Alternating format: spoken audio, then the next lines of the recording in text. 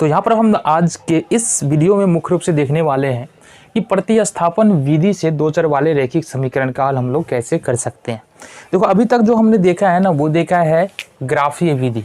अगर दो चर वाले रैखिक समीकरण के हल की विधि की बात करें तो होता है ग्राफीय विधि, एक होता है ग्राफीय विधि जिसके बारे में हमने जानकारी प्राप्त की है इससे पहले के अध्यायों में। उसके बाद बीजगणितीय विधि पढ़ना है। अभी जो हम पढ़ने के लिए जा रहे हैं वो कौन सी विधि है? बीजगणितीय विधि। और बीजगणितीय विधि में जो मेनली हमको पढ़ना है वो पढ़ना है कौन कौन सी विधि। देखो यहाँ से एक तो होता है अभी जो पढ़ेंगे हम प्रतिस्थापन विधि, प्रतिस्थापन। दूसरा पढ़ना है हमको लुप्तीकरण विधि, लुप्तीकरण। और तीसरी विधि जो पढ़ना है वो पढ़ना है हम लोगों को कौन सा? वो है वज्रगुणन विधि, वज्रगुणन विधि। तो ये तीनों विधि हमको क्या करना है, बारी बारी से चैप्टर वाइज चैप्टर समझना है क्या होता है और किस तरह से इन विधियों का प्रयोग करके हम प्रश्नों को हल कर सकते हैं। यहाँ पर हम अगर बात कर ले प्रतिस्थापन विधि के बारे में तो बहुत ज़्यादा मुश्किल नहीं होने वाला है। अगर थोड़ा सा जो पीछे वाला जो बातें, पीछे की जो बातें अगर तुमको वो क्लियर है तो यहाँ पर दिक्कत नहीं होने वाली। यहाँ पर क्या पढ़ रहे हैं हम? यहाँ पर पढ़ रहे हैं दो चर वाले युगपद समीकरण। अब युगपद समीकरण का मतलब होता है जब पेयर में दिया हुआ है दो चर वाले रैखिक समीकरण, एक साथ दो समीकरण को जब लिखा जाता है तो उसको बोलते हैं दो चर वाले रैखिक युगपद समीकरण। तो तीन प्रश्न हैं और इन तीनों प्रश्नों के माध्यम से हम समझने की कोशिश करते हैं कि किस तरह से इन प्रश्नों को सॉल्व कर सकते हैं। जो पहला चरण है समीकरण एक, यहाँ देखो यहाँ भी समीकरण दो समीकरण है एक, तो समीकरण एक के बारे में बात करना है। समीकरण एक के बारे में बात करना है तो क्या करेंगे हम समीकरण एक से। अब सवाल उठता है समीकरण एक से करना क्या है? समीकरण एक से क्या करना है? समीकरण एक सबसे पहले तो लिख लो इस तरह से 7x - 15y = 2। ये समीकरण एक यहाँ पर हमारे पास दिया हुआ है। कुछ नहीं करना है, तुमको क्या करना है अकॉर्डिंग टू रूल, नियम के अनुसार, जो नियम कहता है, जनरल नियम कहता है एडिशन, सब्सट्रैक्शन, मल्टीप्लिकेशन और डिवीजन को, डिवीजन का जो जनरल रूल्स है उसके अनुसार तुमको क्या करना है, या तो x को या तो y को अकेला करना है। अगर हम गणितीय भाषा में बोले तो हमको x के टर्म में y का मान लिखना है। अगर नहीं समझ में आया तभी समझ में आएगा। अपने को क्या करना है, हमने क्या कहा x को अकेला करना है तो सबसे पहला काम क्या करते हैं 7x रहने देते हैं और इस पूरे 15x को, ये जो दिख रहा है ना, इसको उठा के दूसरी तरफ शिफ्ट करते हैं। तो माइनस में 15 हुआ है, दूसरी तरफ ले जाएंगे तो 2 प्लस में 15y यहाँ से हो जाएगा।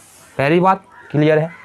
अब देखो 7 और x के बीच में मल्टीप्लिकेशन यानी गुणा का चिन्ह है, तो इसका मतलब अगर हम 7 को दूसरी तरफ ले जाएंगे तो ये भाग में हो जाएगा। तो इसका मतलब हो जाएगा x = 2 + 15y और बट्टे में आ जाएगा ये 7, भागा मतलब बट्टा। तो यहाँ से हमको क्या मिल रहा है, x का मान मिल रहा है y के पद में। ठीक है, x बराबर हमने निकाला है 2 + 15y बट्टे में 7। यहाँ तो हमने x का मान निकाला है। चाहो तो तुम यही काम कर सकते हो, यहाँ पर हम कर दे रहे हैं। ये अपने पास इक्वेशन था 7x - 15y और बराबर में 2। यही काम हम कर सकते हैं x के लिए भी। तो यहाँ पर क्या आ जाएगा, अब इस x वाले टर्म को हम उठा के ले जाते हैं उस तरफ, तो ये माइनस का 15y और 7x प्लस में, इसका मतलब 2 - 7x हो जाएगा। ये इस तरफ जाके माइनस में हो जाएगा। अब अगर y बराबर लिखे, चूंकि 15 और y के बीच में गुणा का चिन्ह है तो y बराबर अगर लिखेंगे तो 2 - 7x और ये जो 15 है ना, ये भागा में चला जाएगा 2 - 7x के माइनस का 15। या तो तुम x बराबर कर सकते हो इस प्रकार से, या तो तुम y बराबर कर सकते हो इस प्रकार से। ठीक है, देखो यहाँ से अब क्या करना है, समझो बात को। अब करना ये है ये जो x का मान निकला है या ये जो y का मान हमने निकाला है, इसको क्या करना है समीकरण 2 में रख देना है। क्योंकि समीकरण 1 से हमने काम किया है तो ये मान यहाँ पर लिख देंगे, x का मान समीकरण, अच्छा इसको हम मान लेते हैं समीकरण 3। ठीक है, क्यों मान रहे हैं ना ये पता चलेगा तुमको।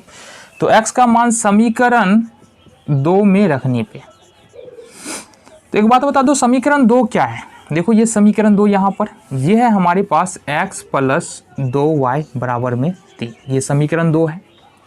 x का मान रखना है। x का मान क्या रखना है? x का मान रखना है 2 - 15y बट्टे 7, ये वाला मान। तो x की जगह पर ये आ जाएगा, तो x की जगह पर रखो 2 + 15y और बट्टे में 7 प्लस 2y बराबर में 3। देखो सिर्फ हमने क्या किया है, x के जगह पर जो ये मान आया था ना समीकरण 3 में, वो समीकरण 3 वाला मान x के जगह पर रख दिया है। अब समझो बात को, क्या समझे? यहां पर देखो 7 और 1 का एलसीएम कितना होगा? 7 हो जाएगा। क्लियर है? 7 से 7 में भाग देंगे तो 1 होगा। 1 को अगर 2 + 15y से गुना करे तो 2 + 15y हो जाएगा। जनरल भिन्न का जोड़ घटाव है जो तुमको समझ में आना चाहिए। अब 1 से भाग देते हैं 7 में तो 7 होगा, और 7 को यदि 2y से गुना करेंगे तो ये होगा 14y और बराबर में यहाँ पर है 3। क्लियर है? बातें समझ में आ रही है ना? चलो अब देखो यहाँ से अब क्या होगा, ये हो जाएगा यहाँ से 2 और प्लस में 15y और 14y, ये हो जाएगा 29y और बट्टे में ये होगा 7 बराबर में क्या है अपना 3। ठीक है जी। अब आ जाओ इस तरफ देख लेते हैं, इसको हम मिटा देते हैं, समझाने के लिए बताए हुए थे, इसको हमने मिटा लिया। आ जाओ आगे। अब देखो क्रॉस मल्टीप्लीकेशन होगा, इसके नीचे में 1 होगा, तो 2 + 29y को यदि 1 से गुना करें तो ये हो जाएगा 2 + 29y बराबर में 7 को यदि 3 से गुना करें तो ये हो जाएगा 21। ठीक है, आ जाओ फिर से क्या करना है, इस 2 को इधर शिफ्ट करना है, 2 प्लस में उधर जाके माइनस में हो जाएगा, तो ये 29y बराबर हो जाएगा 21 - 2 और y बराबर यदि देखते हैं तो 21 में से 2 घटाएंगे तो ये होगा 19 हो जाएगा ना, 29y, ये देखो 29y बराबर हो जाएगा 19। अब देखो फिर से 29 और y के बीच में गुना का चिन्ह है, इट मीन्स कि y बराबर हम लिख सकते हैं 19 बट्टे में 29। ये y का वैल्यू तुमको यहाँ से आ गया। किसी भी मेथड का प्रयोग कर लो, y का वैल्यू यही आने वाला है, y बराबर 19 बट्टे 29।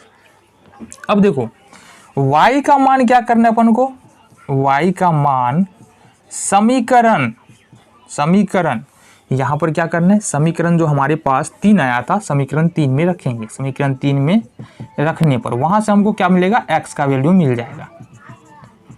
ठीक है, समीकरण 3 क्या है, x बराबर 2 + 15y और बट्टे में 7 है। तो थोड़ा सा कैलकुलेशन यहाँ पर तगड़ा चाहिए है ना, एडिशन सब्सट्रैक्शन तुमको आना चाहिए, क्योंकि थोड़ा ये मुश्किल आ गया क्वेश्चन। 2 + 15 और गुने में यहाँ पर देख लो 19 बट्टे 29, कितना आ गया 19 बट्टे 29। चलो जी, बट्टे में क्या है 7 है। ठीक है, अब इससे आगे देखिए, इस तरफ कर लेते हैं कैलकुलेशन। 15 और 19 को क्या करते हैं, अभी रहने देते हैं, अभी कोई भागा उगा नहीं करते हैं। यहाँ पर देखो सबसे पहले तो इसके नीचे में तो 1 है, तो यहाँ से देख लो अब करना क्या है, यहाँ से कुछ नहीं करना है, यहाँ पर अपने को क्या करना है 2/1 लिखना है, प्लस यहाँ पर क्या करना है 15 और 19 को गुना करना है, तो ये हो जा रहा है हमारा 285, ये होगा 285 और बट्टे में 29 और बट्टे में नीचे में क्या है 7 है। अब सिंपल सी बात है, 1 और 29 का एलसीएम करोगे तो ये हो जाएगा 29, यानी कि 29 ही हो जाएगा। 1 से 29 में भाग देना 29 और 29 को 2 से गुना करेंगे तो 58 और प्लस 285 ये हो जाएगा। ये क्यों हुआ, क्योंकि 29 को 29 से भाग देंगे 29 में तो 1 हो जाएगा, और 1 को यदि 285 से गुना करें 285 हो जाएगा, और चूंकि बट्टे में 7 है मतलब इसको हम दे देते हैं भागा में यहाँ पर 7/1। जोड़ो इसको, 8 5 13 का 3 हासिल 1, 8 1 9 5 14 का 4 हासिल 1 2 1 3, ये हो जाता है हमारा 343 और बट्टे में हो जाएगा 29 और गुना, ये भागा है तो ये गुना हो जाएगा और ये हो जाएगा 1/7। अब अगर इसको काटते हो तो 49 7 243 होता है, तो ये आ जाएगा तुमको 49/29। तो इस तरह से तुम क्या कर सकते हो, इस प्रश्न को सॉल्व कर सकते हो इस विधि से, प्रतिस्थापन विधि से। बहुत ज़्यादा मुश्किल यहाँ पर नहीं है।